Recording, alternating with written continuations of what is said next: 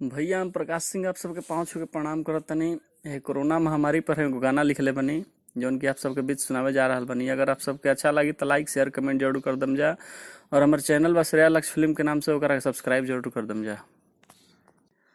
बड़ा मुश्किल बढ़ल जाता, केहू छुए से केहू के डराता। बाची दुनिया में अब ना केहू, अब की ऐसा ने बुझाता। होखत नइखे कंट्रोल, रोग बढ़ल जाता हो। होखत नइखे कंट्रोल, रोग बढ़ल जाता हो। कोरोना महामारी से बचावे विधाता हो। कोरोना महामारी से बचावे विधाता हो। बाटे परेशान सभे मचल हाहाकार बा, मिले ना इलाज एकर सभे लाचार बा।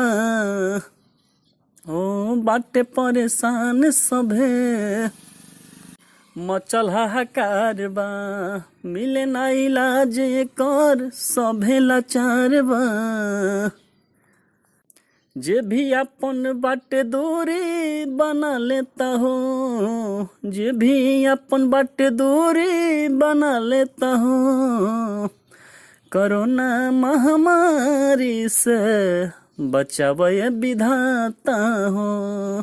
कोरोना महामारी से बचावे विधाता हो।